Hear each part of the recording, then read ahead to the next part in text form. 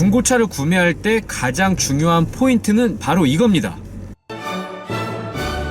원부조회는 뭐냐면 쉽게 말해서 그 차의 이력을 조회하는 건데, 사고 이력이 아닌 그 차의 현재 행정상의 등록 여부라든지 압류, 저당 이런 것들을 조회하는 거예요. 어떤 정보가 나오냐면 압류가 나오고요. 압류는 딱지가 대부분이긴 해요. 예를 들어서 여러분들이 주정차 위반을 했어요. 또는 뭐 과속을 했어요. 그러면 그 차에 과태료를 내야 되는데 과태료를 안 내는 경우가 있지 않습니까? 조회를 할 수 있습니다. 그 차에 과태료가 있으면 그걸 살 수가 없죠. 왜냐? 그 과태료를 내야지 압류가 풀리고 이전이 되기 때문이에요. 압류를 갖고 있은 채로 이전을 할 수도 있지만 불가능에 가깝고요. 좀 누가 그렇게 하겠습니까? 차 가격 이미 다 지불했는데 내가 또 내야 될 돈이 있다고 하면 누가 하겠어요? 그 저당은 또 뭐냐? 이거는 채권이랑 관계가 있는데 채무랑 관계가 있어요. 쉽게 말해서 돈을 빌렸다는 거죠. 그 차를 담보로. 대표적인 거는 캐피탈 할부 저당이 있고요.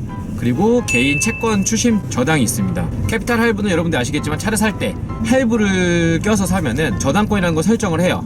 안 하는 경우도 있어요. 뭐 신한마이카라든지 KB 오토 이런 쪽 은행에서 하는 거는 보증보험을 끊고 하기 때문에 저당을 안 잡아요. 근데 대부분의 캐피탈, 일반 캐피탈, 현대캐피탈이라든지 이런 보통의 캐피탈은 저당이라는 걸 잡는데, 그 저당은 그 차에 어떤 권리를 행사를 하는 거기 때문에 캐피탈에서 저당권을 설정을 해서 갖고 있으면 그 차를 명의 이전을 할 수가 없습니다. 저당권 설정자가 그 차의 소유권의 일부를 갖고 있는 거예요. 완벽하게 내 앞으로 살 수가 없는 거죠. 이전이 안 돼요 또.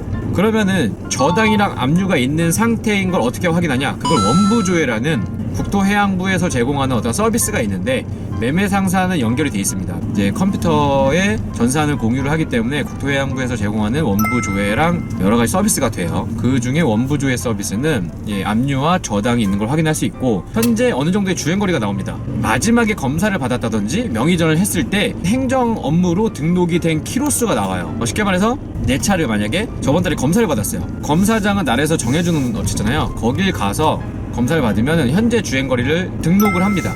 그러면 그게 원부조회를 했을 때 공유가 돼요. 예를 들어서 원부조회상에서 주행거리가 10만 킬로가 나왔다. 중고차를 봤는데 그 중고차가 주행거리가 5만 킬로다. 그럼 문제가 있죠. 90% 이상 주행거리 조작이 될 수 있죠. 물론 원부조회를 해서 나온 키로수가 자동차 검사를 했을 때 수기로 사람이 잘못 입력해서 오기가 되는 경우도 있긴 있어요. 그런 경우는 수정이 가능해요. 저희가 매매상사든 개인거래든 등록을 할 때 자동차 등록사업소에다가 적어내는 주행거리, 이걸 가지고 등록을 합니다. 그러면 원부조회는 그 마지막 부분에 주행거리가 표시가 되는 거죠. 그리고 또 뭐가 있냐?